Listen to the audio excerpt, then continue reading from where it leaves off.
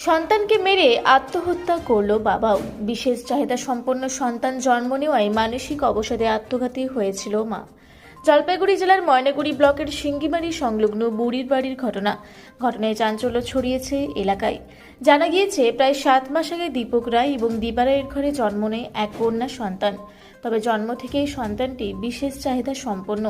এই কথা জানতে পেরে প্রথম থেকেই দুশ্চিন্তা এবং মানসিক অবসাদে ছিলেন এই দম্পতি। প্রায় 3 মাস আগে আত্মঘাতী হয় সন্তানের মা দীপা রায়। ঘটনায় রীতিমতো ভেঙে পড়ে স্বামী দীপক রায়। স্ত্রী মারা যাওয়ায় সন্তানটি তার কাছেই থাকত। মঙ্গলবার সকালে অনেক ডাকাডাকি করলেও দরজা খোলেনি দীপক। এরপর পরিবারের লোকজন দরজা ভেঙে ঘরে ঢুকে দীপকের ঝুলন্ত অবস্থা দেখতে পায় এবং তার সন্তানের মৃত্যু হয়েছে। খবর পেয়ে ঘটনাস্থলে ময়নাগুড়ি থানার পুলিশ পৌঁছে মৃতদেহটি উদ্ধার করে নিয়ে যায়। পরিবার সূত্রে খবর, স্ত্রী মারা যাওয়ার পর থেকেই বিশেষ চাহিদা সম্পন্ন সন্তানকে নিয়ে যথেষ্ট দুশ্চিন্তায় ছিল দীপক। কে সন্তানকে দেখভাল করবে এ নিয়েই মানসিক অবসাদে ছিলেন, আর সেই কারণেই নিজের সন্তানকে মেরে আত্মহত্যা করেছে। ঘটনায় শোকের ছায়া নেমে এসেছে গোটা এলাকায়। ইতিমধ্যে পুলিশ মৃতদেহ দুটি ময়নাতদন্তের জন্য জলপাইগুড়ি মেডিকেল কলেজ হাসপাতালে পাঠিয়েছে। বাচ্চাটাকে নিয়েই না সমস্যা, বাচ্চাটা হ্যান্ডিক্যাপ। এই বাচ্চাটাকে দেখাশোনা কে দেখবে, মহিলা নেই। যেদিন জন্ম হয় সেদিনেই দীপকের মা ব্রেন স্ট্রোক করছে, করে হ্যান্ডিক্যাপ হয়ে গেছে।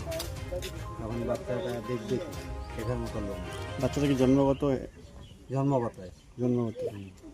আচ্ছা, তো এইটা নিয়ে কি মানে দীপক ওর বউ এইটা নিয়ে দুঃখ প্রকাশ করতে করতে বাবার বাড়িতে যা সুইসাইড করলো। আচ্ছা, এখন দীপক বাচ্চাটাকে সামলাবে কেমন করে? বউ থাকলে তাও বউ সামলাইতো, ডিউটি এখন যাইতে পারতেছে না।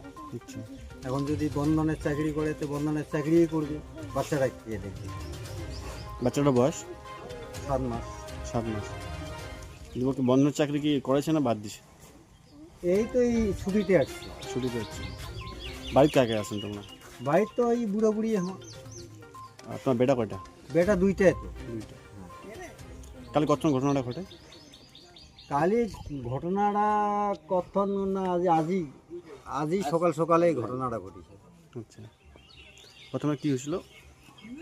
প্রথমে আর কি হয়েছে, প্রথমে তো কালই তো রাত 10টার সময় আসিয়া তো ঠিক আছে, বাচ্চাটাকে নিয়ে আমি আসিয়া কথা, বাবা তুই খাসি? তুমি তো খাও নাই, বাচ্চাটা আছে কেন করি খাম, তোর মাও খায় নাই।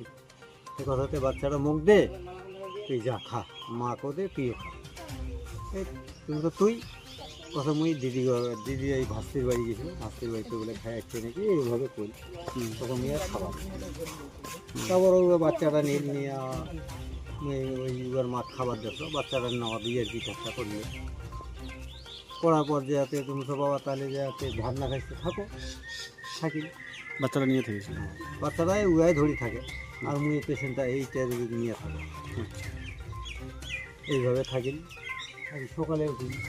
সকালে উঠার পর ঝাড় 4 দিন খালি ওরা মানজার পর বাচ্চারা কান্দাকে দেখে দিন, বাচ্চাটা কথা কিন্তু খুব কম কয়। আচ্ছা, কথা না কয়ে বাচ্চাটা কোথায় ওঠাইলে আর দুধ খাওয়াই আরও চুপচাপ। তারপরে তো মাঠ গেন বাগান থেকে এসে জিজ্ঞাসা করতাম, উঠিছে কথা এলায় পেশাব করি আর ঘর দিয়ে আরও থাকি করি আর মাঠ। যাই হোক,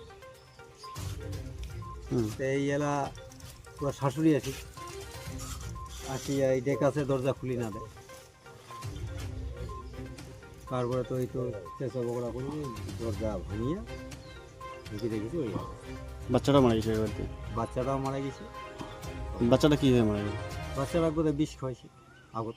আচ্ছা, বা যে কিনা বাঁচিছে ও কিনা ওয়ে খাইছি, খাইয়া দেয় দৌড়ি না গেছে। আচ্ছা, ঘরতেই? আর ওইগুলা ঘর তো আওয়াজ শোনা না যায় না।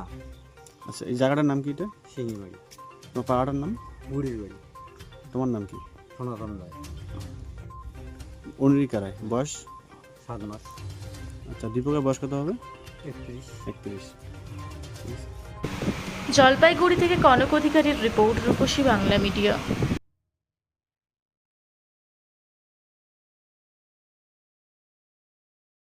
পুরা ব্লকের লধুরকা গ্রামের অদূরে অবস্থিত দৌলত পাবলিক স্কুলের দখলে থাকা বেশ কিছু জমি নিয়ে শুরু হয়েছে আইনি জটিলতা। 1197 দাগের যে বেলাবহল মৌজা এবং 2239 দাগের যে লুধুরকা মৌজা, এই দুটো জমি আপনারা প্লিজ কেউ কিনবেন না, কারণ আপনারা বিপদে পড়তে পারেন, আইনি একটা লড়াইতে পড়ে যেতে পারেন। জমিটা একদম ডিসপিউটেড, ফলে একটু সাবধানে থাকবেন।